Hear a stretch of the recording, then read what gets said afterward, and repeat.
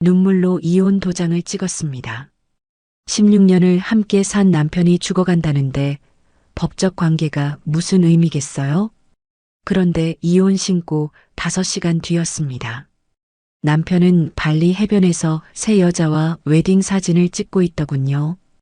병색이라곤 찾아볼 수 없는 환한 미소로요. 새로운 시작, 다은이와 함께. 그제야 깨달았습니다. 병원 진단서, MRI 사진, 의사 소견서, 전부 가짜였다는 걸요. 하지만 남편은 몰랐습니다. 자신이 내쫓은 아내가 9천억 상속녀라는 사실을요. 이혼한 사람에게만 주어지는 9천억이라는 것도요. 복수는 그렇게 시작됐습니다. 안녕하세요. 여러분의 이야기 친구 사연톱스입니다. 오늘 이야기도 마음에 드신다면 무료 버튼인 구독과 좋아요 꾹 눌러주세요.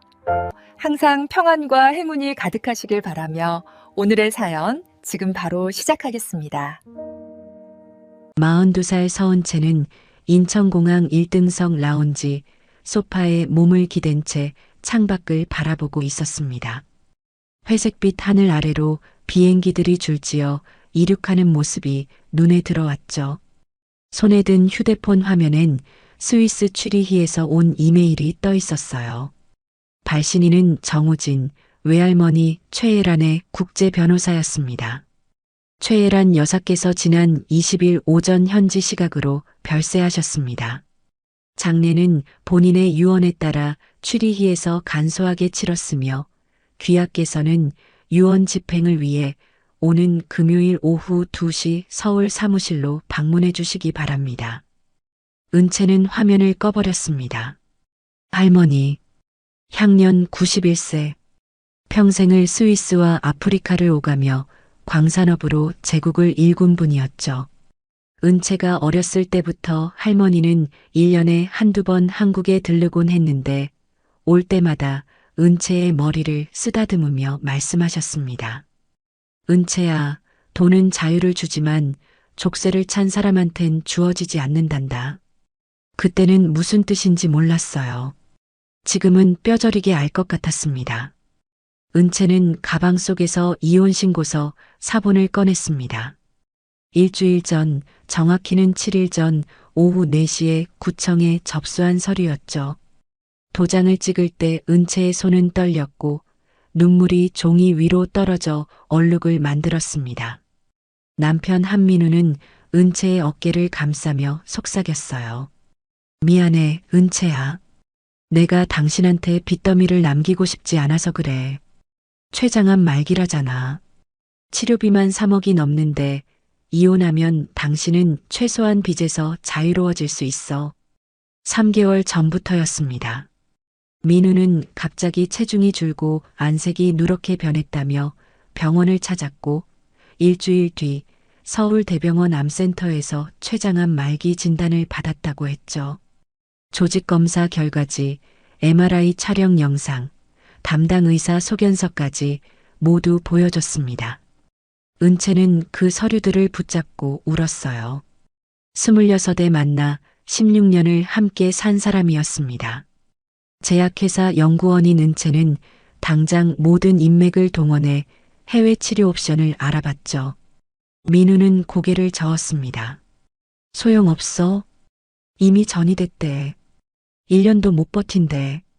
그리고 민우는 매일같이 이혼을 애원했습니다. 병원비 1억 2천만 원, 해외 임상시험 참가비 3억, 생활비와 간병비까지 합치면 5억이 넘는 돈이 필요하다고 했죠. 당신 명의로 대출받으면 나중에 당신이 다 갚아야 해. 차라리 이혼하고 내가 혼자 빚을 짊어지는 게 나아. 은채는 버텼습니다. 하지만 민우의 눈빛은 날이 갈수록 간절해졌고 결국 은채는 무너졌어요. 사랑하는 사람이 죽어가는데 법적 관계가 무슨 의미가 있겠습니까? 도장을 찍던 그날 민우는 은채를 끌어안고 울었습니다. 고마워, 은채야. 정말 고마워. 당신은 내 인생 최고의 사람이야. 은채는 그 품에서 함께 울었죠. 이혼 신고를 하러 구청으로 향하는 차 안에서도 민우는 은채의 손을 꼭 잡았습니다. 당신 덕분에 마지막까지 떳떳하게 살 수 있을 것 같아. 그런데 접수 5시간 뒤였습니다. 은채가 퇴근 후 집에 돌아와 소파에 앉아 멍하니 천장을 바라보고 있을 때 휴대폰에 인스타그램 알림이 떴어요. 민우를 팔로우하던 지인이 보낸 다이렉트 메시지였죠. 은채 씨, 이거 진짜예요? 링크를 눌렀습니다. 민우의 계정이었어요. 게시물 사진엔 발리의 푸른 바다를 배경으로 민우가 환하게 웃고 있었고 옆엔 새빨간 드레스를 입은 여자가 그의 팔짱을 끼고 있었습니다. 캡션은 이랬죠. 새로운 시작. 다은이와 함께. 은채는 휴대폰을 바닥에 내던졌습니다. 화면이 산산조각 났지만 아무 소리도 나지 않았어요. 귀가 먹먹했죠. 심장이 터질 것 같았습니다. 손이 떨려서 물 한 잔도 제대로 들 수가 없었어요. 민우의 몸은 멀쩡했습니다. 사진 속 민우는 근육질 팔뚝에 건강한 피부색을 자랑하고 있었죠. 췌장암 말기 환자의 모습이라곤 전혀 찾아볼 수 없었습니다. 은채는 그제야 깨달았어요. 자신이 완벽하게 속았다는 걸. 3개월간의 눈물, 간병 준비, 병원비 마련을 위해 아껴뒀던 적금 해지, 모든 게 거짓말이었다는 걸. 민우는 아프지 않았습니다. 이혼이 목적이었던 거죠. 은채는 바닥에 주저앉아 울지도 못했습니다. 분노가 너무 커서 눈물조차 나오지 않았어요. 머릿속이 하얘졌다가 검게 변했다가를 반복했죠. 그때 정우진 변호사의 이메일이 다시 떠올랐습니다. 유언 집행. 은채는 휴대폰 파편을 주워 담고 새 휴대폰을 사러 나갔습니다. 그리고 변호사에게 회신을 보냈죠. 금요일 2시 참석하겠습니다. 이틀 뒤 은채는 여의도 법무법인 정우진 사무실에 도착했습니다. 50층 건물 꼭대기에 자리한 사무실은 한강이 한눈에 내려다 보였죠. 정우진 변호사는 50대 중반으로 보이는 남자였는데 회색 정장에 금태 안경을 쓴 모습이 날카로우면서도 신뢰감을 줬습니다. 그의 옆엔 젊은 보자 변호사 오지훈이 노트북을 펼쳐놓고 앉아 있었어요. 정 변호사는 은채에게 물 한 잔을 건네며 입을 열었습니다. 최애란 여사께서 남기신 유언이 있습니다. 홀로그램 영상으로 제작하셨죠. 지금 보여드리겠습니다. 그가 리모컨을 누르자 사무실 중앙에 푸른 빛이 떠올랐고 할머니의 모습이 허공에 투사됐습니다. 은채는 숨을 멈췄어요. 할머니는 흰색 블라우스에 진주 목걸이를 한 모습이었습니다. 주름진 얼굴엔 여전히 카리스마가 서려 있었죠. 목소리가 울려 퍼졌습니다. 은채야, 내 유언을 듣고 있다면 나는 이미 세상을 떠났겠구나. 나 최애라는 내가 평생 모은 전 재산 9천억 원을 외손녀 서은채에게 물려준다. 단 조건이 있다. 혼인 관계가 완전히 종료된 자에게만 이 재산은 주어진다. 족쇄를 찬 삶에선 자유가 없고 자유 없는 돈은 독이 되기 때문이다. 영상이 꺼졌습니다. 은채는 의자 등받이에 기댄 채 천장을 바라봤어요. 9천억. 상상할 수 없는 숫자였습니다. 하지만 그보다 더 충격적인 건 조건이었죠. 이혼 완료. 은채는 일주일 전 이혼 신고서를 제출했습니다. 할머니는 어떻게 알았을까요? 정 변호사가 서류를 펼치며 설명했습니다. 최 여사께서는 6개월 전 이 유언을 작성하셨습니다. 당시 은채 씨의 결혼 생활을 염려하셨던 것으로 보입니다. 은채는 기억했어요. 할머니가 마지막으로 한국에 오셨을 때 민우를 보는 눈빛이 차가웠던 걸. 저 남자 눈빛이 탐욕스럽구나라고 중얼거리셨던 걸. 은채는 그때 할머니를 설득했습니다. 민우는 착한 사람이에요. 할머니는 더 이상 말씀하지 않으셨죠. 은채는 정 변호사를 똑바로 바라봤습니다. 변호사님, 제가 당한 일을 말씀드려도 될까요? 그리고 은채는 3개월간의 지옥을 쏟아냈습니다. 가짜암 진단, 강요된 이혼, 그리고 5시간 뒤에 재혼 발표까지. 정 변호사의 표정이 굳어졌고 오지훈은 노트북에 빠르게 타이핑을 시작했습니다. 의료 서류를 보여주실 수 있습니까? 은채는 가방에서 파일을 꺼냈습니다. 민우가 보여줬던 서울대병원 진단서, MRI 촬영 결과, 조직검사 소견서 사본이었죠. 오지훈이 서류를 넘겨받아 스캔하기 시작했습니다. 정 변호사는 팔짱을 낀 채 말했습니다. 이건 사기입니다. 명백한 사기죠. 그리고 만약 은채 씨 명의로 된 금융 거래나 계약이 있다면 위조 가능성도 배제할 수 없습니다. 은채는 고개를 끄덕였습니다. 알아봐 주세요. 제가 할 수 있는 건 다 하겠습니다. 정 변호사는 차분하게 대답했죠. 저희가 돕겠습니다. 최 여사의 유언 집행인으로서 그리고 은채 씨의 변호인으로서 말입니다. 은채는 사무실을 나서며 한강을 내려다봤습니다. 강물은 여전히 흐르고 있었어요. 은채의 인생도 이제 다시 흐르기 시작할 참이었습니다. 이번엔 은채가 물길을 정하는 거죠.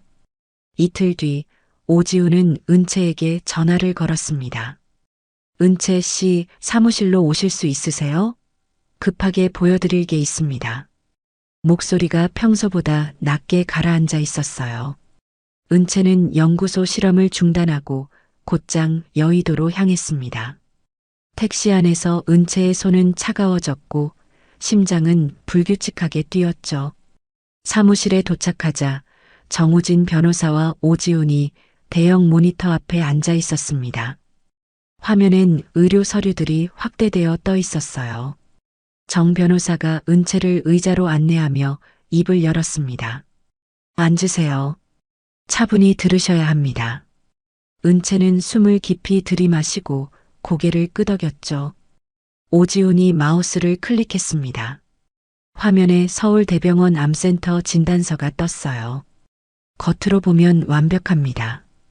병원 로고, 담당 의사 서명, 직인까지 다 있죠. 하지만 문제는 여기부터입니다. 오지훈은 MRI 촬영 영상 파일을 열었습니다. 췌장 부위에 하얀 음영이 보였고 종양으로 추정되는 부분이 화살표로 표시되어 있었어요. 이 MRI 파일, 촬영 날짜가 2024년 11월 3일로 되어 있습니다. 은채는 기억했습니다. 민우가 그날 병원에서 돌아와 울먹이며 말했던 거예요. 오늘 MRI 찍었는데 종양이 벌써 이만큼 커졌대. 은채는 민우를 껴안고 함께 울었죠. 그런데 오지훈이 다른 창을 열었습니다. 파일 속성을 보세요. 생성 날짜가 2024년 10월 29일입니다. 은채는 눈을 크게 떴어요. 그게 무슨 뜻이죠? 정 변호사가 설명했습니다. 11월 3일에 촬영한 파일이 10월 29일에 생성될 순 없습니다. 시간을 거슬러 갈 수 없으니까요. 이 파일은 조작됐습니다. 은채의 입술이 바들바들 떨렸습니다. 그럼 이 MRI는 다른 사람 겁니다. 오지훈의 대답은 단호했죠. 오지훈은 계속 설명을 이어갔습니다. 저희가 디지털 포렌식 전문가에게 의뢰했습니다. 이 파일은 원본이 아니라 편집된 복사본이에요. 누군가 병원 전산 시스템에서 다른 환자의 촬영 이미지를 빼내서 환자 정보란만 한민우 씨 이름으로 바꿔치기 한 겁니다. 은채는 의자 팔걸이를 움켜쥐었습니다. 손톱이 가죽에 파고들었지만 아프지 않았어요. 누가 그런 걸 할 수 있죠? 은채의 목소리가 갈라졌습니다. 정 변호사가 파일을 하나 더 꺼냈어요. 저희가 한민우 씨 주변 인물을 조사했습니다. 대학 동기 중에 이준혁이라는 사람이 있더군요. 직업이 회계사입니다. 은채는 이준혁을 알고 있었습니다. 민우의 절친이었고 결혼식 때 주례를 섰던 사람이었죠. 이준혁 씨는 5년 전 한 병원 회계 컨설팅을 맡았었습니다. 그때 병원 전산 시스템 접근 권한을 받았고 퇴사 후에도 백도어를 남겨뒀을 가능성이 큽니다. 오지훈이 노트북을 돌려 은채에게 보여줬습니다. 화면엔 병원 내부 고발 게시판 캡처가 떠 있었어요. 작년에 익명으로 올라온 글입니다. 외부인이 환자 기록에 접근한 흔적이 있다. 보안 점검이 필요하다. 병원 측은 해킹 시도로 결론 짓고 넘어갔지만 저희는 이게 이준혁 씨의 작업이었다고 봅니다. 은채는 두 손으로 얼굴을 감쌌습니다. 그럼 민우는 처음부터 이 모든 걸 계획한 거예요? 정 변호사가 고개를 끄덕였죠. 네. 그리고 한 가지 더 확인할 게 있습니다. 정 변호사는 서울대병원에 직접 조회를 의뢰했다고 했습니다. 환자 한민우의 실제 진료 기록 말이죠. 사흘 뒤 병원에서 공문이 도착했습니다. 은채는 떨리는 손으로 봉투를 뜯었어요. 진료 기록 요약서였습니다. 한민우, 남 39세. 최근 1년간 진료 내역 마이너스 2024년 3월 15일 감기 증상으로 내과 방문, 해열제 및 기침 억제제 처방. 끝이었습니다. 암센터 방문 기록은 단 한 건도 없었어요. MRI 촬영 기록도, 조직 검사 기록도, 심지어 암 관련 상담조차 없었습니다. 은채는 종이를 바닥에 떨어뜨렸습니다. 거짓말이었어요. 전부 다? 목소리가 나오지 않았죠. 정 변호사가 물을 건넸지만 은채는 마시지 못했습니다. 손이 너무 떨려서 컵을 잡을 수가 없었어요. 그날 저녁 은채가 집으로 돌아왔을 때 우편함에 등기 봉투가 꽂혀 있었습니다. 발신인은 미래투자증권이었어요. 은채는 불길한 예감에 봉투를 뜯었습니다. 내용은 충격적이었죠. 서은채님 명의로 투자된 50억 원이 연체 상태입니다. 투자 대상 기업 퓨처테크 페이퍼 컴퍼니 의혹으로 금융감독원 조사 중이며 명의인께서는 10일 이내 소명 자료를 제출하셔야 합니다. 은채는 주저앉았습니다. 50억? 은채는 그런 투자를 한 적이 없었어요. 퓨처테크는 민우가 2년 전 창업한 인공지능 스타트업이었습니다. 민우는 투자 유치에 성공했다며 좋아했었죠. 하지만 은채 명의로 50억을 투자했다는 건 처음 듣는 이야기였습니다. 은채는 곧장 정우진 변호사에게 전화를 걸었습니다. 밤 10시였지만 정 변호사는 받았어요. 지금 사무실로 오세요. 오지훈도 부르겠습니다. 은채는 택시를 잡아 타고 여의도로 달려갔습니다. 사무실에서 오지훈이 투자 계약서를 분석하기 시작했습니다. 서은채 명의로 작성된 계약서였고 도장과 서명이 찍혀 있었어요. 하지만 은채는 단언했습니다. 저 도장 안 찍었어요. 서명도 제 것이 아니에요. 오지훈은 고개를 끄덕이며 계약서를 스캔했습니다. 인감 감정을 맡기겠습니다. 그리고 서명 필적 분석도요. 정 변호사는 팔짱을 낀 채 생각에 잠겼습니다. 한민우 씨는 은채 씨의 인감 도장을 갖고 있었나요? 은채는 고개를 저었어요. 아니요. 제 도장은 항상 제가 금고에 보관했습니다. 민우는 비밀번호도 몰라요. 그렇다면 위조였습니다. 이틀 뒤 감정 결과가 나왔습니다. 오지훈이 보고서를 펼쳐 보였어요. 인감 도장의 압력값이 실제 날인과 다릅니다. 이건 스캔한 이미지를 디지털로 합성한 겁니다. 서명도 마찬가지예요. 은채 씨의 다른 서류에서 서명을 복사해서 붙여넣기 한 흔적이 보입니다. 은채는 의자에 기댔습니다. 민우가 제 서명을 훔쳐간 거군요. 정 변호사가 말했습니다. 이제 퍼즐이 맞춰지고 있습니다. 한민우 씨는 이준혁과 공모해서 가짜 암 진단서를 만들었어요. 그리고 은채 씨를 이혼으로 몰아넣었죠. 동시에 은채 씨 명의를 도용해 50억을 횡령했습니다. 이 돈은 아마 페이퍼 컴퍼니로 빼돌렸을 겁니다. 오지훈이 노트북 화면을 돌렸습니다. 퓨처테크의 법인 등록 정보를 보세요. 대표는 한민우, 이사진엔 이준혁 이름도 있습니다. 그리고 투자금 50억은 입금 3일 뒤 해외 페이퍼 컴퍼니 3곳으로 분산 이체됐어요. 케이만제도, 버진아일랜드, 싱가포르. 은채는 이를 악물었습니다. 그 돈을 찾을 수 있나요? 정 변호사가 대답했죠. 국제 공조가 필요하지만 가능합니다. 그리고 이건 명백한 형사 사건입니다. 문서 위조, 사기, 횡령 혐의로 고소할 수 있어요. 은채는 고개를 들었습니다. 눈빛이 달라져 있었어요. 더 이상 눈물은 없었습니다. 차갑고 단단한 결심만 남아 있었죠. 고소하세요. 민우와 이준혁 둘 다요. 정 변호사는 미소 지었습니다. 그렇게 하겠습니다. 그리고 은채 씨 한 가지 더 있습니다. 상속 절차를 시작하시는 게 좋겠습니다. 은채는 잠시 망설였어요. 할머니의 9천억. 그 돈이 지금은 복수의 도구처럼 느껴졌습니다. 1차로 800억을 먼저 받으세요. 그리고 그 돈을 공증된 신탁계좌로 옮기는 겁니다. 오지훈이 설명했죠. 한민우 씨가 그 돈에 손을 대려고 시도하면 저희가 즉시 추적할 수 있습니다. 미끼인 셈이죠. 은채는 고개를 끄덕였습니다. 좋아요. 그렇게 하죠. 사무실을 나서며 은채는 야경을 바라봤습니다. 한강 다리 위로 차들이 불빛을 그리며 달리고 있었어요. 은채도 이제 달릴 준비가 됐습니다. 민우를 향해서, 진실을 향해서, 정의를 향해서 말이죠. 뒤돌아보지 않을 겁니다. 일주일 뒤 은채는 정우진 변호사로부터 상속 1차 집행이 완료됐다는 연락을 받았습니다.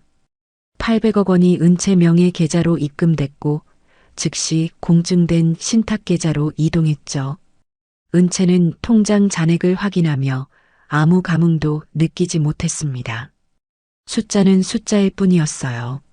중요한 건 이 돈으로 무엇을 할 수 있느냐였죠. 같은 날 오후 민우는 인천공항 1등석 라운지에서 샴페인을 들고 있었습니다.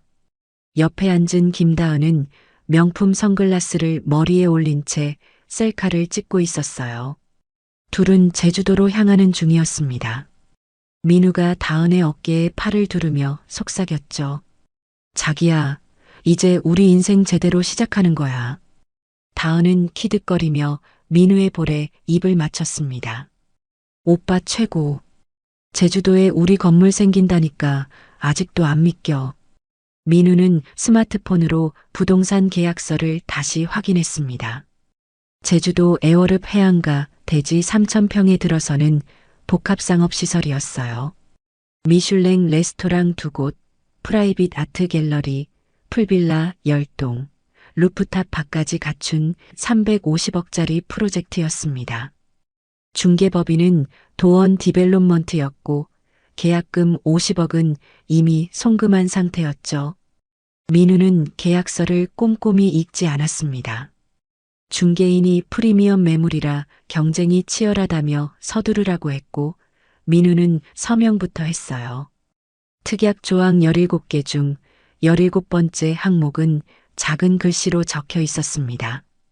본 부동산의 실소유주는 해란 재단이며 재단 이사회의 결정에 따라 본 계약은 즉시 무효 처리될 수 있다. 이 경우 매수인은 계약금의 200%를 위약금으로 지불한다. 민우는 그 조항을 보지 못했습니다. 제주도에 도착한 민우와 다은은 애월 해안 부지를 돌아봤습니다. 푸른 바다가 눈앞에 펼쳐졌고 바람은 상쾌했어요. 다은은 환호성을 질렀죠. 오빠, 여기 진짜 미쳤다. 우리가 여기 주인이라니. 민우는 다은을 껴안으며 웃었습니다. 당연하지. 곧 잔금 치르고 정식 오픈하면 우린 제주도 최고 핫플레이스 주인이 되는 거야. 다은은 곧장 인스타그램 라이브를 켰습니다. 팔로워 30만 명이 접속했어요. 여러분, 오늘 엄청난 소식 가져왔어요. 제가 제주도에 복합상업시설 오픈합니다. 댓글이 폭발적으로 달렸죠. 축하해요. 대박. 부럽다. 다은은 화면을 바다 쪽으로 돌리며 말했습니다. 이 바다뷰, 이제 제 거예요. 곧 여기서 여러분 초대할게요. 조회수는 120만을 넘어섰습니다. 하지만 서울에선 다른 일들이 벌어지고 있었습니다. 오지우는 도원 디벨롭먼트 법인 등기부등본을 떼어봤어요. 대표는 노경수, 이사진엔 노태준이 있었습니다. 오지훈이 노경수에게 전화를 걸었죠.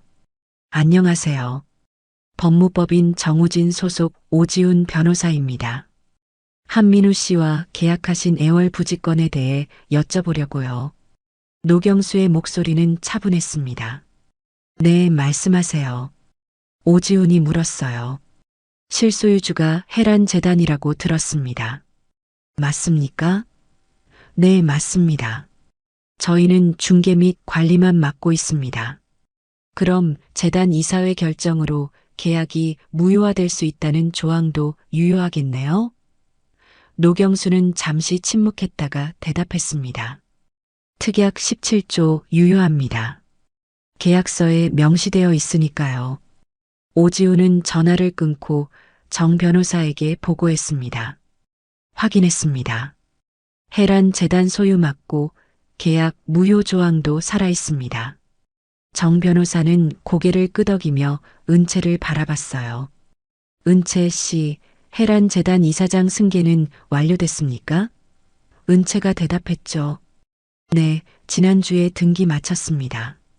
그럼 이제 은채 씨가 그 계약을 무효화할 권한이 있습니다. 은채는 잠시 생각에 잠겼습니다. 지금 바로 무효 처리하면 안 될까요? 정 변호사는 고개를 저었어요. 아직 아닙니다. 한민우 씨에게 더 많은 밧줄을 줘야 합니다. 스스로 목을 매도록요. 은채는 그 의미를 이해했습니다. 민우가 더 깊이 빠져들도록 기다리는 거였죠. 한편 민우의 회사 퓨처테크는 흔들리기 시작했습니다. 은채 명의로 위조된 50억 투자건이 금융감독원 조사에 걸리면서 다른 투자자들이 불안해하기 시작했어요. 민우는 투자자들에게 단순 행정착오라며 해명했지만 소용없었습니다. 3일 만에 투자자 5명이 투자금 회수를 요청했죠. 퓨처테크 사무실에서 직원들도 동요했습니다. 2년간 월급이 밀린 적 없었던 회사였는데 갑자기 자금 흐름이 막혔어요. 민우는 직원들을 회의실에 모았습니다. 여러분, 일시적인 유동성 문제일 뿐입니다. 곧 2차 펀딩이 성사되면 모든 게 해결돼요. 하지만 2차 펀딩은 무산됐습니다. 투자 심사역들이 퓨처테크의 재무제표를 보고 고개를 저었죠. 페이퍼 컴퍼니로 자금이 빠져나간 흔적이 있습니다. 투자 불가입니다. 일주일 만에 직원 70%가 사표를 냈습니다. 민우는 사무실에 홀로 남아 책상을 쳤어요. 이게 뭐야? 왜 이러는 거야? 하지만 답은 없었습니다. 민우는 이준혁에게 전화를 걸었죠. 준혁아, 50억 어떻게든 돌려놔야겠어. 투자자들이 난리야. 이준혁의 목소리는 떨렸습니다. 형, 그게 지금 금감원이 추적 중이라서 해외 계좌도 동결 수순 들어갔어. 민우는 전화를 끊고 머리를 감쌌습니다. 그때 다은이 전화를 걸어왔어요. 오빠, 잔금은 언제 보내? 중개 쪽에서 다음 주까지 300억 입금하래. 민우는 한숨을 쉬었죠. 알았어, 자기야. 준비 중이야. 하지만 민우에게 300억은 없었습니다. 은채 명의로 빼돌린 50억마저 동결됐고 회사 자금도 바닥났어요. 민우는 은채의 신탁 계좌를 떠올렸습니다. 은채가 상속받은 돈이 그 계좌에 있다는 걸 민우는 알고 있었어요. 이혼했지만 예전에 공동 명의로 만들었던 해외 계좌 접근 코드가 아직 유효할지도 모른다고 생각했죠. 민우는 노트북을 켜고 은행 사이트에 접속했습니다. 그 순간 오지훈의 모니터에 알림이 떴습니다. 신탁 계좌 접근 시도 감지. IP 주소 추적 완료. 오지훈은 즉시 정 변호사에게 보고했어요. 한민우 믿기를 물었습니다. 정 변호사는 미소를 지었죠. 기록 다 남기세요. 접속 시간, IP, 시도 횟수 전부요. 은채는 그 보고를 듣고 조용히 고개를 끄덕였습니다. 민우는 스스로 무덤을 파고 있었어요. 은채는 창밖을 바라봤습니다. 서울 하늘은 잔잔했지만 곧 폭풍이 몰아칠 거라는 걸 은채는 알고 있었죠. 이틀 뒤 정우진 변호사는 스위스 취리히에서 온 이메일을 확인했습니다.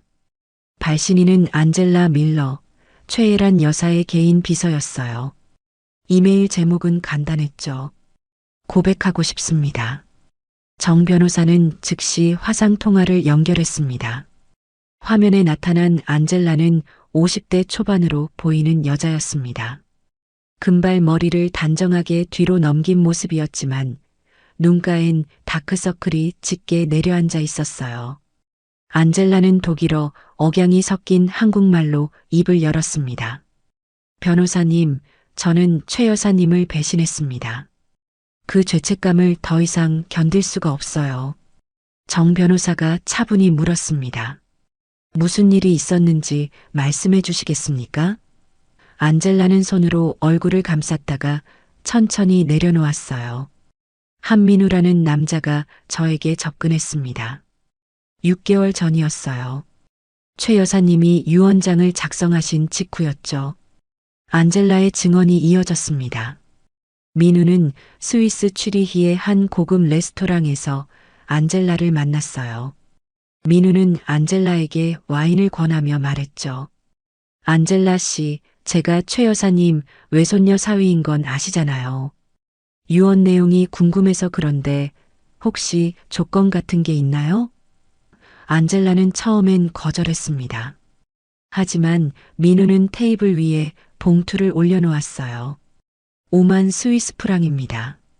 그냥 조건이 있는지 없는지만 알려주시면 돼요. 안젤라는 흔들렸습니다. 5만 스위스 프랑은 한국 돈으로 7천만 원이 넘는 금액이었거든요. 안젤라는 노후 자금이 부족했고 딸의 대학 등록금도 걱정이었죠. 결국 안젤라는 봉투를 집어들었습니다. 그리고 속삭였어요. 이혼 조건이 있습니다. 혼인 관계가 종료된 자에게만 상속된다고요. 민우의 눈빛이 반짝였습니다. 이혼이요? 네. 최 여사님은 은채 씨가 족쇄에서 벗어나야 자유를 얻는다고 하셨어요. 민우는 고개를 끄덕이며 미소 지었죠. 알겠습니다. 감사합니다, 안젤라 씨. 안젤라는 그날 밤 호텔방에서 봉투 속 돈을 세며 울었습니다. 배신의 대가였어요. 화상 통화 화면 속 안젤라는 눈물을 흘렸습니다. 그 뒤로 한민우는 저에게 이메일을 보내왔어요. 유언 영상 파일을 달라고요. 저는 거절했지만 그는 계속 압박했습니다. 결국 저는 영상 파일 일부를 보냈어요. 이혼 조건 부분만요. 정 변호사는 기록을 남기며 물었습니다. 증거가 있습니까? 안젤라는 고개를 끄덕이며 화면에 서류를 보여줬어요. 스위스 은행 송금 내역이었습니다. 한민우 명의에서 안젤라 밀러 계좌로 5만 스위스 프랑이 입금된 기록이 선명했죠. 날짜는 6개월 전 9월 12일이었습니다. 안젤라는 이메일 로그도 보여줬어요. 민우가 보낸 메시지들이 쭉 나열돼 있었습니다. 안젤라, 유언 영상 파일 좀 보내줘. 은채한테 보여주고 싶어. 제발 부탁이야. 추가로 2만 프랑 더 줄게. 정 변호사는 조용히 물었습니다. 왜 이제야 말씀하시는 겁니까? 안젤라가 대답했어요. 최 여사님이 돌아가시고 나서 뉴스에서 한민우가 재혼했다는 걸 봤습니다. 은채 씨를 버렸더군요. 그제야 깨달았어요. 제가 은채 씨의 인생을 망친 거나 마찬가지라는 걸요. 더 이상 못 견디겠어서 연락드렸습니다. 정 변호사는 안젤라에게 진술서 작성을 요청했습니다. 안젤라는 흔쾌히 동의했어요. 공증도 받겠습니다. 제가 한 일은 제가 책임져야죠. 이틀 뒤 스위스 공증을 거친 진술서가 국제 우편으로 도착했습니다. 은채는 그 서류를 보며 손을 떨었어요. 퍼즐의 핵심 조각이었습니다. 오지우는 타임라인을 재구성했습니다. 화이트보드에 날짜별로 사건을 정리했죠. 2024년 9월 12일 민우가 안젤라에게 7천만 원 송금 및 유언정보 매수.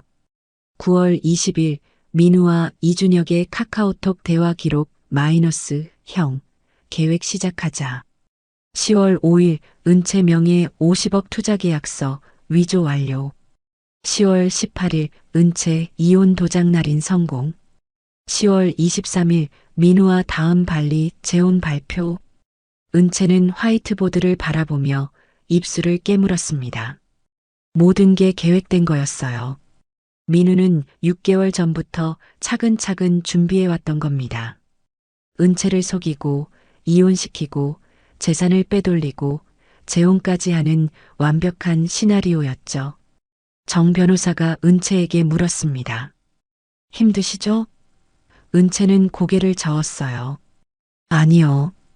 이제 확실해졌잖아요. 민우는 처음부터 저를 이용할 생각이었다는 게요. 오히려 속이 후련합니다. 더 이상 제 잘못을 찾지 않아도 되니까요. 은채의 목소리엔 떨림이 없었습니다.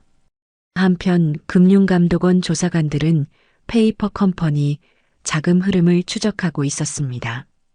퓨처테크에서 빠져나간 50억은 케이만제도, 버진아일랜드, 싱가포르 3곳의 유령 회사로 분산됐어요. 하지만 국제공조 요청으로 계좌 동결이 시작됐습니다. 이준혁은 금감원 소환 통지서를 받고 패닉에 빠졌죠. 이준혁은 민우에게 전화를 걸었습니다. 형, 큰일 났어. 금감원이 나를 부르래. 페이퍼 컴퍼니 건으로. 민우는 짜증을 냈어요. 그냥 모른다고 해. 회계 실수였다고 둘러대라고. 형, 그게 안 통해. 증거가 다 남아있어. 송금 기록, 이메일, 전부 다. 이준혁의 목소리는 떨렸습니다. 민우는 전화를 끊고 책상을 주먹으로 쳤습니다. 제주도 복합상업시설 잔금 300억도 마련하지 못했고 회사는 무너지고 있었어요. 설상가상으로 은채 명의 신탁계좌 접근도 실패했습니다. 비밀번호가 바뀌어 있었거든요. 민우는 머리를 쥐어뜯었죠. 다은은 민우의 상태를 눈치챘습니다. 오빠, 요즘 왜 그래? 얼굴이 왜 이렇게 안 좋아? 민우는 억지 미소를 지었어요. 아니야, 자기야. 회사 일 때문에 좀 바빠서 그래. 하지만 다은은 불안했습니다. 민우가 밤마다 악몽을 꾸며 식은땀을 흘리는 걸 봤거든요. 정 변호사는 이준혁을 압박하기로 했습니다. 오지훈이 이준혁에게 내용 증명을 발송했어요. 귀하는 한민우와 공모하여 서은채 명의를 위조하고 50억 원을 횡령한 혐의를 받고 있습니다. 7일 이내 소명하지 않으면 형사 고소합니다. 이준혁은 내용 증명을 받고 손이 떨렸습니다. 사흘 뒤 이준혁은 정 변호사 사무실로 찾아왔습니다. 이준혁은 수척해진 얼굴로 소파에 앉았어요. 변호사님, 제가 자백하면 선처받을 수 있을까요? 정 변호사는 팔짱을 꼈습니다. 그건 검찰이 판단할 일입니다. 하지만 협조하면 정상 참작은 가능하겠죠. 이준혁은 가방에서 노트북을 꺼냈습니다. 여기 다 있습니다.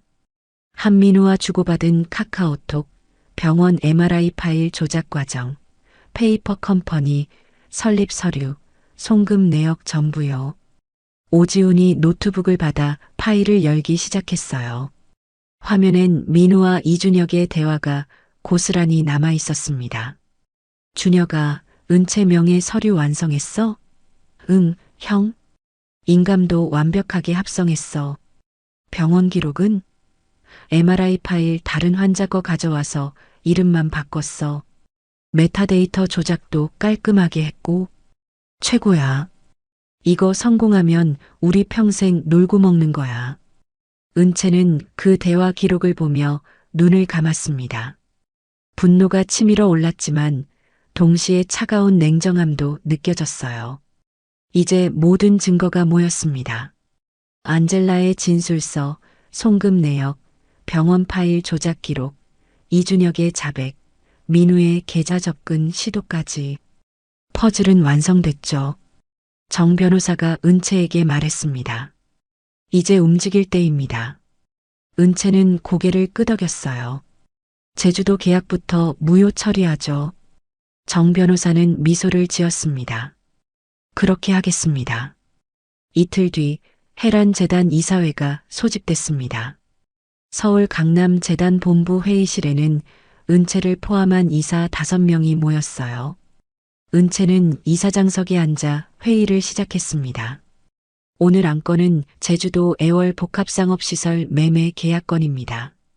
매수인 한민우의 계약 위반 사항을 검토하고 특약 17조 발동 여부를 결정하겠습니다. 정우진 변호사가 스크린에 자료를 띄웠어요. 한민우의 범죄 혐의 내역이 정리돼 있었습니다. 문서 위조, 명예 도용, 횡령, 사기. 이사진은 서류를 넘기며 고개를 저었죠. 한 이사가 말했습니다. 이런 사람과 계약을 유지할 순 없습니다. 재단 명예에도 문제가 됩니다. 다른 이사들도 동의했어요. 은채는 차분히 말했습니다. 그럼 표결하겠습니다. 한민우와의 매매 계약을 무효 처리하고 특약에 따라 위약금을 청구하는 건에 찬성하시는 분? 5손이 모두 올라갔습니다. 만장일치였죠. 은채는 서류에 서명하며 말했어요. 계약 무효 처리 및 위약금 청구를 결정합니다. 그날 오후 도원 디벨롭먼트 노경수 대표는 민우에게 공문을 발송했습니다. 내용은 간결했어요. 해란 재단 이사회 결정에 따라 본 계약은 즉시 무효 처리됩니다. 특약 17조에 의거 매수인은 계약금 50억 원을 반환받지 못하며 추가로 위약금 100억 원을 7일 이내 납부하셔야 합니다. 민우는 공문을 받고 얼어붙었습니다. 손에 든 종이가 바닥으로 떨어졌지만 줍지 못했어요. 100억. 민우에게는 1억도 없었습니다. 회사는 파산 직전이었고 해외로 빼돌린 50억은 동결됐죠. 민우는 소파에 주저앉아 머리를 감쌌습니다. 다은은 쇼핑몰에서 명품 가방을 고르다가 민우에게 전화를 걸었어요. 오빠 카드가 안 돼. 한도 초과래. 뭐야? 민우는 떨리는 목소리로 대답했습니다. 자기야, 미안한데 지금 카드 좀 쓰지 마. 회사 자금 문제가 좀 있어서. 다은은 짜증을 냈죠. 뭐? 오빠, 우리 350억짜리 건물 주인 되는 거 아니었어? 갑자기 왜 이래? 민우는 대답하지 못했습니다. 다은에게 계약 무효 사실을 말할 수 없었어요. 다은이 알면 어떻게 될까요? 민우는 전화를 끊고 다시 공문을 집어들었습니다. 100억을 7일 안에 내지 못하면 강제 집행이 시작된다는 문구가 눈에 들어왔어요. 같은 시각 오지훈은 민우의 암호화폐 거래 내역을 추적하고 있었습니다. 페이퍼 컴퍼니로 빼돌린 50억 중 30억이 비트코인으로 전환됐고 해외 거래소 17곳에 분산 예치돼 있었어요. 오지훈은 국제금융범죄수사팀과 협조해 각 거래소에 계좌 동결을 요청했습니다. 사흘 만에 15개 거래소가 응답했죠. 계좌 동결 완료. 민우는 그 사실을 모르고 있었습니다. 민우는 암호화폐 지갑에 접속해서 돈을 인출하려 했어요. 하지만 화면에 붉은 글씨가 떴죠. 귀하의 계정은 법적 조치로 동결되었습니다. 문의는 고객센터로 연락 바랍니다. 민우는 노트북 화면을 노려봤습니다. 다른 거래소도 마찬가지였어요. 모든 계좌가 동결돼 있었습니다. 민우는 이준혁에게 전화를 걸었습니다. 준혁아, 암호화폐 계좌 전부 막혔어. 어떻게 된 거야? 이준혁은 한숨을 쉬었어요. 형, 나 변호사한테 다 털어놨어. 미안해. 민우는 휴대폰을 바닥에 내던졌습니다. 뭐, 이 새끼가 지금. 하지만 소용없었죠. 이준혁은 이미 은채 측과 협조하고 있었습니다. 다은은 집으로 돌아와 민우가 소파에 앉아 멍하니 허공을 바라보는 걸 봤어요. 오빠, 왜 그래? 무슨 일 있어? 민우는 고개를 저었습니다. 아니야, 괜찮아. 하지만 다은은 민우의 휴대폰 화면을 봤죠. 도원 디벨롭먼트에서 온 공문이 열려 있었습니다. 다은은 휴대폰을 집어들고 읽기 시작했어요. 계약 무효? 위약금 100억? 다은의 목소리가 높아졌습니다. 오빠, 이게 뭐야? 제주도 건물은 어떻게 된 거야? 민우는 아무 말도 하지 못했어요. 다은은 휴대폰을 민우에게 던졌습니다. 대답 좀 해봐. 우리 건물 날아간 거야, 뭐야? 민우는 고개를 숙였습니다. 미안해, 다은아. 계약이 무효됐어. 재단 이사회에서 취소했대. 다은은 비명을 질렀어요. 뭐? 그럼 50억은? 오빠가 계약금으로 넣은 50억은 어떻게 돼? 못 받아. 위약금으로 날아갔어. 다은은 소파에 주저앉았습니다. 미쳤어? 오빠, 지금 장난해? 다은은 떨리는 손으로 인스타그램을 열었습니다. 며칠 전 올린 제주도 라이브 방송 영상이 아직도 조회수를 올리고 있었어요. 댓글엔 축하 메시지가 가득했죠. 다은은 그 게시물을 삭제하려다가 손을 멈췄습니다. 이미 늦었어요. 캡처본이 온라인 커뮤니티에 퍼지고 있었습니다. 한 커뮤니티 게시글 제목은 이랬죠. 인플루언서 김다은 350억 부동산 사기 의혹. 댓글이 폭발적으로 달렸습니다. 역시 허언이었네. 사기꾼 아니야? 팔로우 끊는다. 다은의 인스타그램 다이렉트 메시지엔 악플이 쏟아졌어요. 다은은 계정을 비공개로 전환했지만 소용없었습니다. 언론까지 기사를 냈거든요. 인플루언서 김다은, 제주도 부동산 허위 과장 논란. 계약 무효로 밝혀져. 기사는 실시간 검색어 상위권에 올랐습니다. 다은은 휴대폰을 던지고 울음을 터뜨렸어요. 오빠 때문이야. 오빠가 나를 이렇게 만든 거야. 민우는 다은을 달래려 했지만 다은은 민우를 밀쳐냈습니다.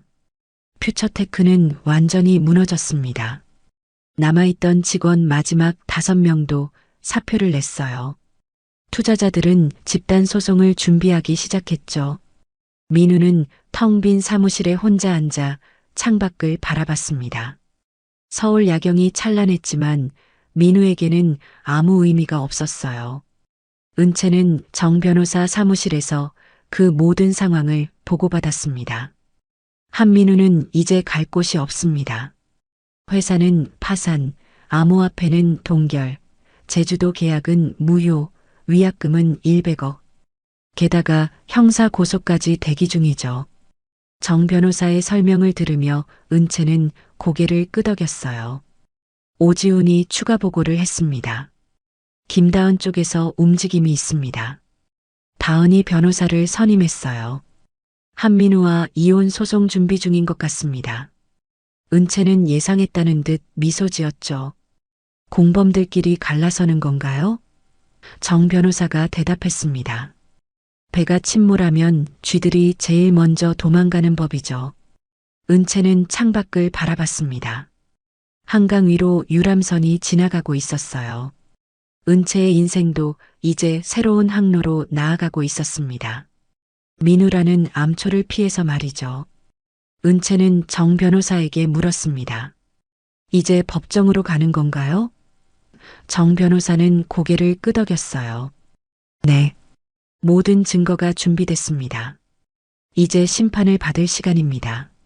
일주일 뒤 김다은은 민우와 함께 살던 펜트하우스에서 짐을 싸고 있었습니다. 민우는 변호사 상담을 받으러 나간 사이였어요. 다은은 옷장을 정리하다가 민우의 서재로 들어갔습니다. 책장 사이로 검은색 가죽 노트 하나가 보였죠. 다은은 호기심에 노트를 꺼냈습니다. 표지에는 금색 글씨로 적혀 있었어요. 프로젝트 프리덤. 다은은 첫 페이지를 펼쳤습니다. 민우의 필체로 빼곡하게 적힌 내용이 눈에 들어왔죠. 다은은 숨을 멈추고 읽기 시작했습니다. 2024년 9월 12일 안젤라 밀러로부터 유언 정보 확보 완료. 최애란 여사의 조건 마이너스 이혼 시에만 상속. 송금 완료 5만 스위스 프랑. 이제 은채를 이혼으로 몰아가는 계획 시작. 다음 페이지를 넘겼습니다. 9월 20일 이준혁과 병원 서류 위조 계획 확정. 췌장암 진단서 및 MRI 파일 조작 작업 시작. 은채는 의심 없이 믿을 것. 병원비 핑계로 압박 가능. 다은의 손이 떨렸습니다. 다음 페이지엔 더 충격적인 내용이 적혀 있었어요. 10월 5일 은채 명예 투자 계약서 위조 완료. 인감 이미지 합성 성공. 50억 페이퍼 컴퍼니 이동 준비. 은채는 절대 모를 것. 다은은 계속 읽었습니다. 10월 18일 드디어 성공. 은채가 이혼 도장 찍었다. 눈물 흘리며 도장 찍는 모습, 완벽한 연기였다. 이제 상속금만 기다리면 된다. 다은과의 재혼 준비 시작. 다은은 노트를 바닥에 떨어뜨렸습니다. 몸이 얼어붙는 것 같았어요. 자신도 도구였다는 게 명확했습니다. 민우는 은채를 속이고 다은을 이용했죠. 다은은 노트를 다시 집어들고 마지막 페이지를 펼쳤습니다. 10월 23일 다은과 발리 재혼 발표. 언론 반응 좋음. 이제 제주도 부동산 계약 진행. 350억짜리 건물 주인 된다. 은채의 상속금까지 손에 넣으면 평생 놀고 먹는다. 완벽한 계획. 다은은 노트를 움켜쥐고 화장실로 달려갔습니다. 구역질이 올라왔어요. 거울 속 자신의 얼굴이 창백했습니다. 다은은 찬물로 얼굴을 씻으며 생각했죠. 나도 피해자야. 민우한테 이용당한 거야. 다은은 노트를 들고 거실로 나왔습니다. 휴대폰을 집어들고 사진을 찍기 시작했어요. 모든 페이지를 빠짐없이 촬영했습니다. 그리고 인터넷에서 정우진 변호사 사무실 번호를 찾았죠. 손가락이 떨렸지만 전화를 걸었습니다. 여보세요. 법무법인 정우진입니다. 오지훈의 목소리가 들렸어요. 다은은 숨을 깊이 들이마시고 말했습니다. 저는 김다은이라고 합니다. 한민우의 부인이고요. 변호사님께 드릴 게 있습니다. 오지훈의 목소리가 진지해졌죠. 말씀하세요. 한민우가 쓴 노트를 찾았습니다. 모든 계획이 다 적혀 있어요. 서은채 씨를 속인 과정, 유언 정보 산 것, 병원 서류 위조한 것, 전부요. 오지훈은 잠시 침묵했다가 대답했어요. 지금 사무실로 오실 수 있습니까? 원본을 가져와 주셔야 합니다. 다은은 노트를 가방에 넣고 펜트하우스를 나섰습니다. 택시를 타고 여의도로 향했죠. 차 안에서 다은은 창밖을 바라보며 생각했습니다. 이제 민우와 끝이야. 나도 살아남아야 해. 1시간 뒤 다은은 정 변호사 사무실에 도착했습니다. 은채도 그곳에 있었어요. 두 사람의 눈이 마주쳤습니다. 다은은 고개를 숙였죠. 죄송합니다. 은채 씨. 저도 몰랐어요. 민우가 이렇게까지 악랄한 사람인 줄은. 은채는 아무 말도 하지 않았습니다. 표정이 차갑게 굳어 있었어요. 다은은 가방에서 노트를 꺼내 테이블 위에 올려놓았습니다. 이게 증거입니다. 민우가 직접 쓴 거예요.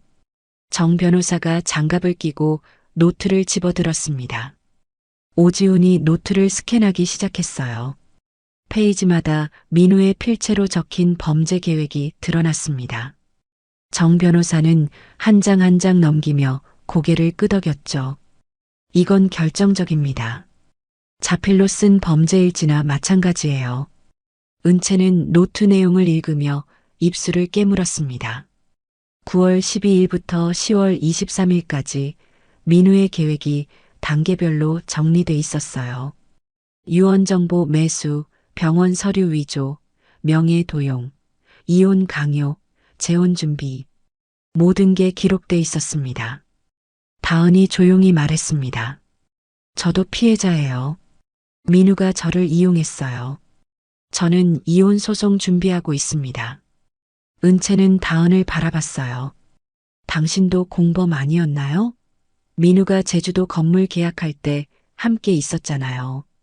다은은 고개를 저었습니다. 저는 진짜 몰랐어요. 민우가 정당하게 번 돈인 줄 알았어요. 은채 씨를 속였다는 것도 범죄를 저질렀다는 것도 전혀 몰랐습니다. 은채는 더 이상 대꾸하지 않았죠. 정 변호사가 다은에게 물었습니다. 이 노트를 저희에게 넘겨주시는 이유가 뭡니까? 다은은 솔직하게 대답했어요. 제 인생도 망가졌어요. 인스타그램은 악플 천지고 광고 계약은 다 취소됐어요. 민우 때문에 저까지 사기꾼 취급받고 있습니다. 저는 민우와 선을 긋고 싶어요. 정 변호사는 고개를 끄덕였습니다. 알겠습니다. 이 노트는 형사재판에서 핵심 증거로 쓰일 겁니다. 협조해 주셔서 감사합니다. 다은은 사무실을 나서며 은채를 돌아봤어요. 정말 죄송합니다. 은채는 여전히 아무 말도 하지 않았습니다. 다은이 떠난 뒤 오지훈이 노트 필적 감정을 의뢰했습니다. 이틀 뒤 결과가 나왔어요. 한민우 본인의 필체 맞음, 위조 가능성 없음. 정 변호사는 검찰에 형사 고소장을 제출했습니다. 혐의는 문서 위조, 사기, 횡령, 명예 도용이었죠. 검찰은 사흘 만에 민우를 소환했습니다. 민우는 서울중앙지검 조사실에 앉아 떨고 있었어요. 검사가 노트 사본을 내밀었습니다. 이게 당신이 쓴 겁니까? 민우는 노트를 보고 얼굴이 하얘졌죠. 이건 어디서? 김다은 씨가 제출했습니다. 민우는 주먹으로 테이블을 쳤습니다. 그 여자가 배신한 거야. 검사는 차갑게 말했어요. 배신이라뇨. 증거를 제출한 겁니다. 이 노트엔 당신의 범죄가 다 적혀 있습니다. 변명하시겠습니까? 민우는 고개를 숙였습니다. 변명할 말이 없었어요. 은채는 검찰 조사에 참고인으로 출석했습니다. 은채는 3개월간의 피해 내용을 진술했어요. 가짜암 진단, 강요된 이혼, 명예 도용, 50억 횡령까지. 검사는 은채의 진술을 꼼꼼히 기록했습니다. 일주일 뒤 검찰은 민우를 구속영장 청구했습니다. 법원은 영장을 발부했어요. 도주 및 증거인멸 우려 있음. 구속 타당. 민우는 수갑을 찬 채 구치소로 향했습니다. 기자들이 플래시를 터뜨렸지만 민우는 고개를 숙인 채 아무 말도 하지 못했죠. 은채는 뉴스에서 민우가 구속되는 장면을 봤습니다. 감정이 복잡했어요. 분노도 슬픔도 후련함도 동시에 느껴졌습니다. 은채는 창밖을 바라봤죠. 서울 하늘이 맑았습니다. 은채의 마음도 조금씩 맑아지고 있었어요. 정 변호사가 전화를 걸었습니다. 은채 씨, 재판 날짜 잡혔습니다. 한 달 뒤 서울중앙지법에서 열립니다. 준비하시죠. 은채는 차분히 대답했어요. 네, 준비하겠습니다. 이제 마지막 단계만 남았습니다. 법정에서 정의를 세우는 것이었죠. 한 달 뒤 서울중앙지법 417호 법정. 방청석은 사람들로 가득 찼습니다. 기자들이 앞줄에 앉아 노트북을 펼쳤고 뒷줄엔 일반 방청객들이 숨죽이며 기다리고 있었어요. 은채는 검은색 정장에 진주 목걸이를 하고 원고석에 앉았습니다. 옆엔 정우진 변호사와 오지훈이 서류 가방을 놓고 자리를 잡았죠. 피고인석엔 민우가 앉아 있었습니다. 회색 수의를 입은 민우는 수척해진 얼굴로 고개를 숙이고 있었어요. 옆엔 국선 변호인 3명이 앉아 있었지만 표정이 어두웠습니다. 승산이 없다는 걸 알고 있었죠. 재판장이 입장했습니다. 피고인 한민우에 대한 사기, 문서 위조, 명예도용, 횡령 사건 재판을 시작하겠습니다. 재판장의 목소리가 법정에 울려 퍼졌어요. 은채는 숨을 깊이 들이마셨습니다. 드디어 시작됐습니다. 정 변호사가 일어나 첫 번째 증거를 제시했습니다. 재판장님, 먼저 최애란 여사의 홀로그램 유언 영상을 상영하겠습니다. 법정 중앙에 스크린이 내려왔고 푸른 빛이 퍼지며 할머니의 모습이 나타났어요. 방청석에서 탄성이 터져 나왔습니다. 할머니의 목소리가 법정을 채웠죠. 나 최애라는 전 재산 9천억 원을 외손녀 서은채에게 물려준다. 단 혼인 관계가 완전히 종료된 자에게만. 영상이 끝나자 정 변호사가 말했습니다. 피고인 한민우는 이 유언 조건을 미리 알고 원고를 이혼으로 몰아갔습니다. 민우의 변호인이 일어났어요. 이에 있습니다. 피고인이 유언 내용을 어떻게 알았다는 겁니까? 정 변호사는 미소 지으며 두 번째 증거를 제시했습니다. 안젤라 밀러의 진술서입니다. 스위스 공증을 거쳤습니다. 오지훈이 진술서를 재판장에게 제출했죠. 재판장이 진술서를 읽기 시작했습니다. 안젤라가 민우에게 유언 정보를 팔았다는 내용, 5만 스위스 프랑을 받았다는 내용이 상세히 적혀 있었어요. 재판장이 물었습니다. 송금 증거가 있습니까? 정 변호사가 대답했죠. 네, 스위스 은행 거래 내역서가 있습니다. 오지훈이 거래 내역서를 스크린에 띄웠습니다. 2024년 9월 12일 한민우 명의에서 안젤라 밀러 계좌로 5만 스위스 프랑 송금 기록이 선명했어요. 방청석에서 웅성거림이 일었습니다. 민우는 고개를 더 숙였죠. 정 변호사는 세 번째 증거를 꺼냈습니다. 서울대병원 암센터 진단서입니다. 피고인이 원고에게 보여준 서류죠. 진단서가 스크린에 떴습니다. 하지만 이 서류는 위조입니다. 오지훈이 디지털 포렌식 보고서를 제시했어요. MRI 파일의 생성 날짜는 10월 29일이지만 촬영 날짜는 11월 3일로 기재돼 있습니다. 시간을 거슬러 만든 파일이죠. 실제로는 다른 환자의 MRI를 복사해서 이름만 바꾼 겁니다. 재판장이 눈썹을 찌푸렸어요. 병원 진료 기록은 확인했습니까? 정 변호사가 공문을 제출했습니다. 서울대병원 공식 회신입니다. 한민우는 감기로 한번 방문한 기록만 있습니다. 암센터 방문, MRI 촬영, 조직 검사 기록은 전무합니다. 방청석에서 놀란 목소리가 터져 나왔죠. 기자들이 키보드를 두드리기 시작했습니다. 민우의 변호인이 일어나 항변했어요. 피고인은 실제로 아팠습니다. 기록이 누락됐을 가능성도 있지 않습니까? 정 변호사는 고개를 저었습니다. 그렇다면 왜 피고인은 이혼 시간 뒤 발리에서 재혼 사진을 올렸습니까? 말기 암 환자가 해외여행을 갑니까? 오지훈이 민우의 인스타그램 캡처를 스크린에 띄웠습니다. 발리 해변에서 근육질 몸으로 웃고 있는 민우의 모습이 나타났어요. 개시 시간은 이혼 신고 5시간 뒤였습니다. 재판장이 민우를 쳐다봤죠. 피고인, 설명해 보시겠습니까? 민우는 입을 열지 못했습니다. 변호인이 대신 말했어요. 피고인은 일시적으로 증상이 호전돼서 정 변호사가 끊어버렸습니다. 말기암이 다시간 만에 호전됩니까? 재판장님, 이건 명백한 사기입니다. 정 변호사는 4번째 증거를 제시했습니다. 원고 명의로 위조된 투자계약서입니다. 50억 원 규모죠. 계약서가 스크린에 떴어요. 하지만 원고는 이 계약서에 서명한 적이 없습니다. 오지훈이 인감 감정서를 제출했습니다. 인감 도장의 압력값이 실제 날인과 다릅니다.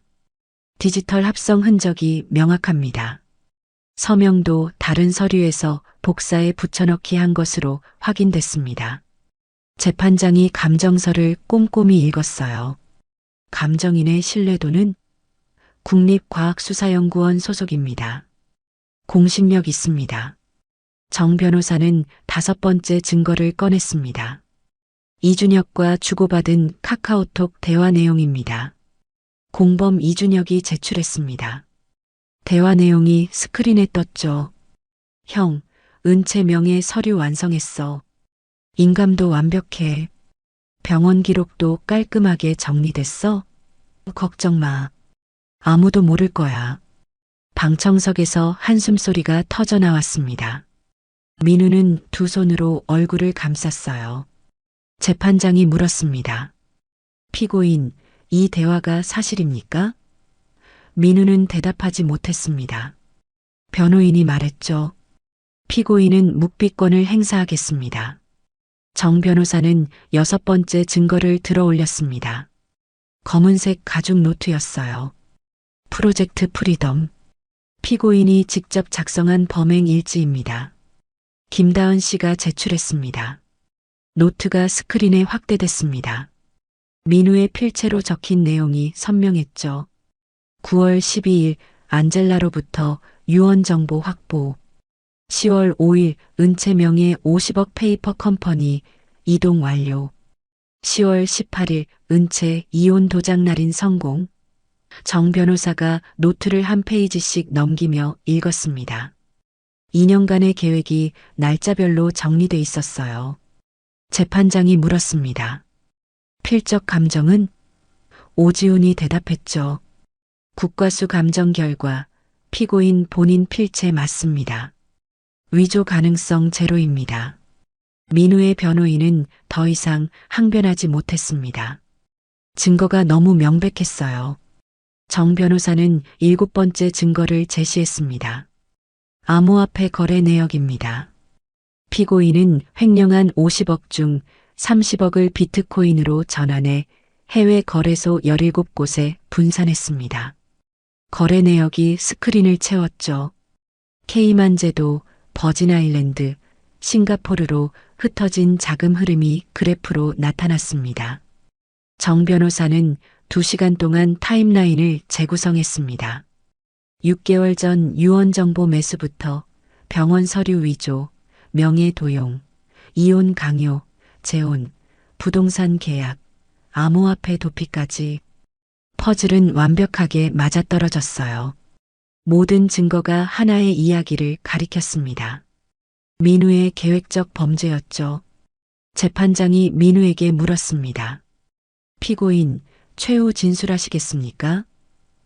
민우는 떨리는 목소리로 일어났어요. 죄송합니다. 제가 잘못했습니다. 목소리가 갈라졌습니다. 은채 씨, 정말 미안합니다. 은채는 민우를 바라보지도 않았습니다. 재판장이 선고했습니다. 피고인 한민우에게 징역 8년을 선고한다. 피해자 서은채에게 37억 원을 배상하라. 문서 위조, 배임 관련 사안은 형사부로 이첩한다. 방청석에서 박수가 터져 나왔어요. 은채는 눈을 감았습니다. 끝났습니다. 민우는 법정을 나서며 수갑을 찬 채 고개를 숙였습니다. 기자들의 플래시가 터졌지만 민우는 아무 말도 하지 못했죠. 은채는 법정 복도에 서서 창밖을 바라봤습니다. 하늘이 맑았어요. 은채의 마음도 이제 맑아질 참이었습니다. 재판이 끝난 지 일주일 뒤 은채는 해란재단 이사회를 다시 소집했습니다. 안건은 제주도 애월 복합상업시설 처리 방안이었어요. 회의실 창밖으론 한강이 유유히 흐르고 있었습니다. 은채는 이 사진을 바라보며 입을 열었죠. 이 부동산을 매각하려 합니다. 수익금 전액을 기부할 계획입니다. 이사 한 명이 물었습니다. 어디에 기부하실 생각이십니까? 은채는 미리 준비한 자료를 펼쳤어요. 여성생계 지원, 한부모 가정 교육비, 암 환자 의료비 지원, 세 분야로 나눠서 진행하려 합니다. 이 사진은 고개를 끄덕였습니다. 좋은 결정입니다. 찬성합니다. 도원 디벨롭먼트 노경수 대표는 사흘 만에 매수자를 찾아왔습니다. 대기업 계열 호텔 체인이었어요. 매각가는 400억 원이었습니다. 은채는 계약서에 서명하며 생각했죠. 민우가 탐냈던 이 땅이 이제 누군가에게 희망이 될 거라고. 매각 대금 400억 원이 재단 계좌로 입금됐습니다. 은채는 그 돈을 3개의 공익재단으로 나눠 송금했어요. 여성생계지원재단에 150억, 한부모 가정교육재단에 150억, 암환자 의료비 재단에 100억. 은채는 송금 확인서를 보며 한숨을 내쉬었습니다. 할머니라면 이렇게 하셨을 거예요. 은채는 거기서 멈추지 않았습니다. 상속받은 9천억 중 700억을 추가로 기부했죠. 여성 창업 지원, 가정폭력 피해자 쉼터, 법률 구조 기금까지. 은채는 기자회견을 열었습니다.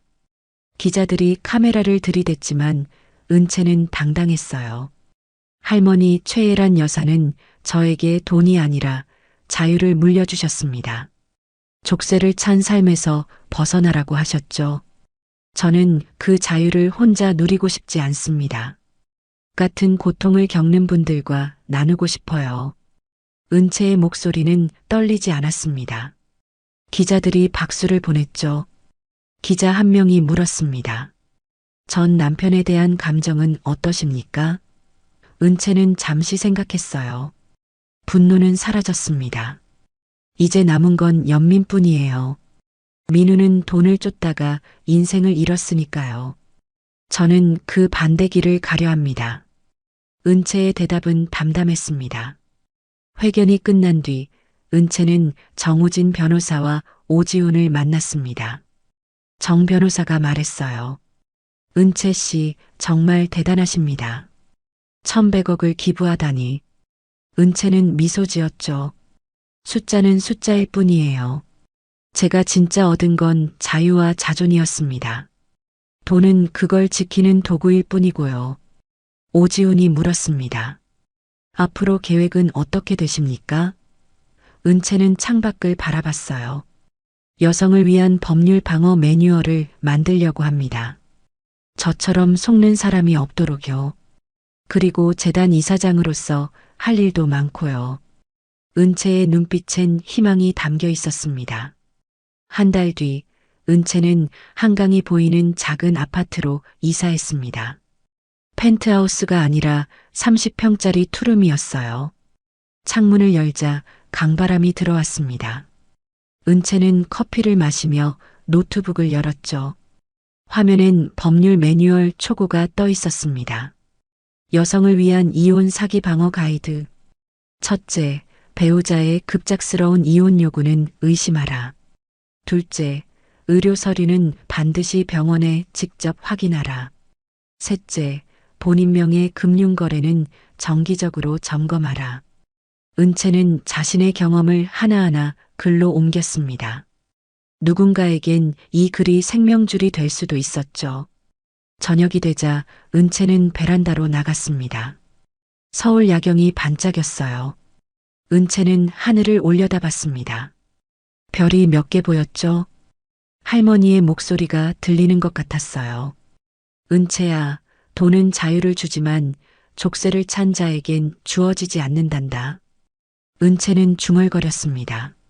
할머니, 이제 알겠어요. 자유는 돈이 아니라 선택에서 온다는 걸요. 제가 선택했어요. 복수가 아니라 정의를, 증오가 아니라 용서를, 혼자가 아니라 함께를요. 바람이 은채의 머리카락을 스쳤습니다. 은채는 휴대폰으로 은행 앱을 열었습니다. 잔액은 8천억이 넘었어요. 천문학적 숫자였지만 은채는 아무 감흥도 느끼지 못했습니다. 중요한 건 그 돈으로 무엇을 하느냐였죠. 은채는 앱을 끄고 휴대폰을 주머니에 넣었습니다. 다음 날 은채는 재단 사무실로 출근했습니다. 책상 위엔 감사 편지가 쌓여 있었어요. 창업 자금을 받은 여성 쉼터에서 새 삶을 시작한 가정폭력 피해자, 법률 지원으로 이혼 소송에서 이긴 싱글맘. 은채는 편지를 한 장 한 장 읽으며 눈시울이 뜨거워졌습니다. 한 편지가 특히 눈에 들어왔어요. 은채님 덕분에 제 딸이 대학에 갈 수 있게 됐습니다. 남편이 빚을 남기고 떠났을 때 세상이 무너지는 줄 알았어요. 하지만 재단의 도움으로 다시 일어섰습니다. 감사합니다. 은채는 편지를 가슴에 안았습니다. 이게 진짜 자유였어요. 오후엔 법률구조재단 회의가 있었습니다. 은채는 변호사들과 함께 무료 법률 상담 프로그램을 기획했죠. 이혼 사기 피해자, 명예 도용 피해자, 가정폭력 피해자를 우선으로 합니다. 일주일에 100명씩 상담하는 걸 목표로 하죠. 변호사들이 박수를 보냈습니다. 회의가 끝나고 은채는 혼자 사무실에 남았습니다. 창밖으론 해가 지고 있었어요. 은채는 서랍에서 할머니 사진을 꺼냈습니다. 스위스 알프스를 배경으로 찍은 사진이었죠. 할머니는 환하게 웃고 계셨습니다. 할머니, 제가 잘하고 있는 거죠? 은채는 사진에 대고 속삭였어요. 복수는 끝났어요. 민우는 감옥에 있고 저는 자유를 얻었어요. 하지만 이 자유가 때론 공허하기도 해요. 16년을 함께 산 사람이 거짓이었다는 게 아직도 믿기지 않거든요. 은채는 눈물 한 방울을 흘렸습니다. 하지만 괜찮아요. 저는 이제 알아요. 진짜 사랑은 서로를 족쇄로 묶는 게 아니라 서로를 자유롭게 하는 거라는 거요. 민우는 저를 묶으려 했지만 할머니는 저를 풀어주셨어요. 은채는 사진을 다시 서랍에 넣었습니다. 저녁엔 정 변호사와 오지훈이 은채를 저녁 식사에 초대했습니다. 한강변 레스토랑이었어요. 정 변호사가 와인잔을 들며 말했죠. 은채 씨의 새로운 시작을 축하합니다. 은채도 잔을 들었습니다. 도와주셔서 감사합니다. 두 분이 없었다면 여기까지 못 왔을 거예요. 오지훈이 물었습니다. 민우 씨 소식 들으셨어요? 교도소에서 모범수로 지낸다던데요. 은채는 고개를 끄덕였어요. 들었습니다. 출소하면 잘 살았으면 좋겠어요. 진심으로요. 증오는 저를 자유롭게 하지 못하니까요. 정 변호사는 은채를 존경하는 눈빛으로 바라봤습니다. 식사가 끝나고 은채는 한강 산책로를 걸었습니다. 강물은 여전히 흐르고 있었어요. 은채는 난간에 기대어 물을 바라봤습니다. 6개월 전 이맘때 은채는 이혼 도장을 찍으며 울었죠. 지금은 눈물이 나지 않았습니다. 대신 평온이 찾아왔어요. 은채는 휴대폰으로 메모를 열었습니다. 할머니가 마지막으로 보낸 편지 내용이 저장돼 있었어요. 은채야, 인생에서 가장 중요한 건 자유란다. 돈도 명예도 사랑도 자유 없이는 의미가 없어. 족쇄를 찬 삶은 감옥이야. 내가 자유로워지길 바란다. 할머니가. 은채는 메모를 읽으며 미소 지었습니다. 이제 자유로워요, 할머니. 진짜로요. 은채는 하늘을 올려다봤어요. 별이 더 많이 보였습니다. 그중 가장 밝은 별 하나가 은채를 내려다보는 것 같았죠. 은채는 집으로 돌아가는 길에 편의점에 들렀습니다. 우유 한 팩과 빵 한 봉지를 샀어요. 계산대 직원이 말했습니다. 4,500원입니다. 은채는 카드를 건넸죠. 8천억이 있어도 4,500원짜리 우유를 사는 일상이 은채에겐 소중했습니다. 집에 도착해 은채는 소파에 앉아 우유를 마셨습니다. 달콤했어요. 은채는 노트북을 열어 법률 매뉴얼 작업을 계속했습니다. 자정이 넘어서야 파일을 저장하고 컴퓨터를 껐죠. 은채는 침대에 누워 천장을 바라봤습니다. 복수는 끝났어. 이제 내 인생을 살 거야. 은채는 중얼거리며 눈을 감았습니다. 꿈속에서 할머니가 나타나 은채의 머리를 쓰다듬었어요. 잘했어, 은채야. 이제 내 길을 가렴. 은채는 할머니 품에서 편안히 잠들었습니다. 아침이 밝았습니다.